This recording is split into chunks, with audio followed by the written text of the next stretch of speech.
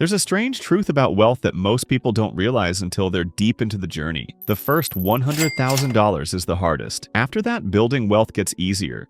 Not because life suddenly changes overnight, but because momentum starts working in your favor. That initial climb is steep, slow, and full of resistance. But once you reach the top of that first hill, you begin to coast. Just a little. This idea isn't just a theory. It's something the world's top investors and financial thinkers have said for decades. Even Charlie Munger, Warren Buffett's longtime partner, famously said, "The first $100,000 is a beach, but you gotta do it." That tells you everything. And there's a reason for this. When you pass that $100,000 mark, you've built a base, a solid financial foundation. You've developed habits, knowledge, and systems that compound faster than anything money alone can buy. At this point, your money can finally start working harder than you do. But how exactly do you reach that first $100,000? And why does everything start to feel more manageable after it? Let's get into it. The first $100,000 isn't just about saving a certain amount. It's about learning how to manage your behavior, your income, and your time. In the early stages, you're doing most of the heavy lifting. Your savings grow slowly. Your investments don't seem to move. Your progress feels invisible. But during that phase, what you're actually building is not just money. You're building habits. You're teaching yourself how to live below your means. You're getting used to delayed gratification. You're choosing to invest in assets instead of status. If you invest $500 a month into an index fund earning 8% annually, after 10 years, you'll have just under $92,000. It takes time, it takes consistency, but it works. You won't see much growth in the early years, but by year 7 or 8, your money starts to move faster. That's compound interest in action. Once you cross $100,000, the compounding takes over. $100,000 at 8% becomes $108,000 in 1 year, without you doing anything. If you keep adding to it, that growth accelerates. This is why wealth building feels slow at first and faster later. Let's be honest. You can't save your way to $100,000 quickly on a low income. Saving is important, yes. But increasing your income is the lever that makes everything faster. This doesn't mean you need to get rich overnight. It means you need to find realistic, strategic ways to earn more without burning out. Maybe you pick up a freelance project on weekends. Maybe you learn a skill that increases your value at work. Maybe you start a small side hustle that brings in $300 to $500 a month. Over time, these small moves multiply your earning power. And once your income increases, your saving rate follows. Here's an example. Alex earns $2,500 a month and saves $300. That's good. But when he learns coding and lands a new job paying $4,000, his expenses don't change much. But now he's saving $1,200 a month. In less than 2 years, he hits $30,000 in savings. That's the power of income growth. If you're serious about reaching $100,000 faster, you have to be serious about increasing what comes in, not just cutting what goes out.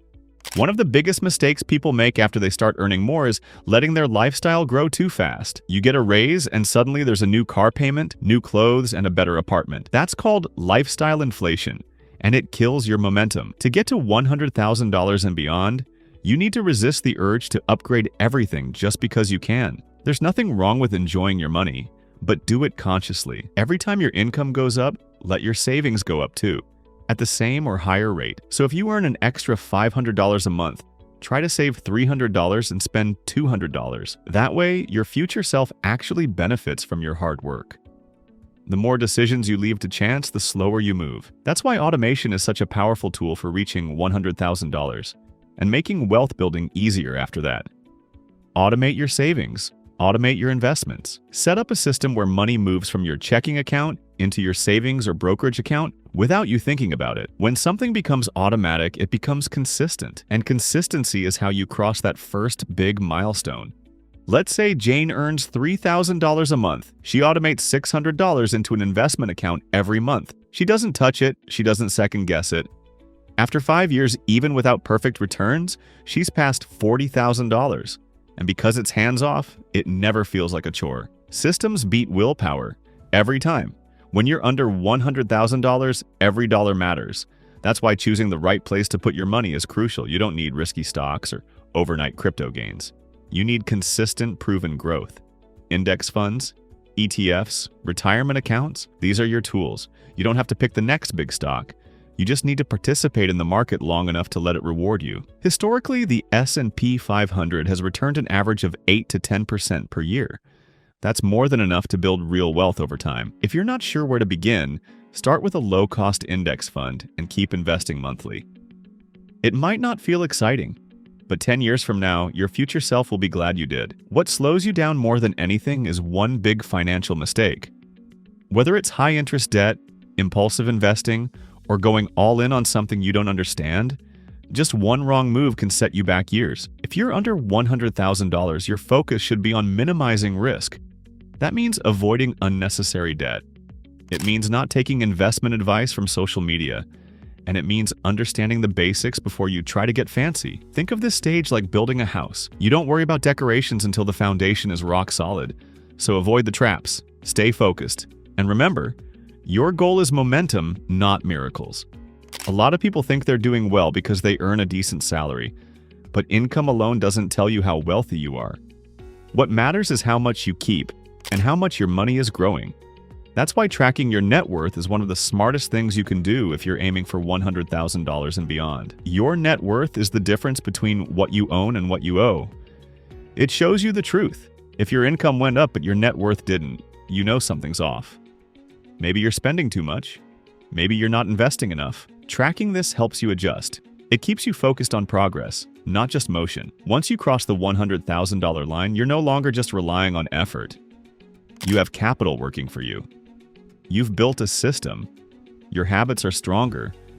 You've learned to avoid mistakes. And most importantly, you've proven to yourself that wealth is possible. From here, growth becomes smoother. Your investments generate more. Your savings grow faster, and your path to financial independence becomes clearer. But it starts with that first phase, the hard part, the unglamorous climb. That's where the foundation is built. If you're still in the early stages, don't get discouraged. Every dollar saved, every good habit formed, every small decision, it all adds up, and eventually your version of success becomes simpler. It's not about showing off. It's not about rushing. It's about building quietly, day by day, until the numbers start speaking for themselves. You'll reach a point where your financial base is strong enough that you no longer stress over every expense. Your money works, your systems work, and most importantly, you've proven that wealth isn't out of reach. It's just the result of consistency over time. And when you do get there, when you cross that 100K line, you begin to think differently. You stop asking, how do I get ahead? And start asking, how do I protect what I've built? That mindset shift is powerful. It means you've stopped surviving and started planning. You're no longer playing catch-up. You're thinking years ahead. The daily stress fades. Financial decisions feel clearer. You operate from stability, not scarcity. The journey doesn't end at $100,000, but the struggle becomes lighter. You're not starting from zero anymore. You have proof that what you're doing works, and that alone builds confidence. So if you're still working toward it, keep going. Stick to your plan. Stay focused. And remember, slow progress is still progress.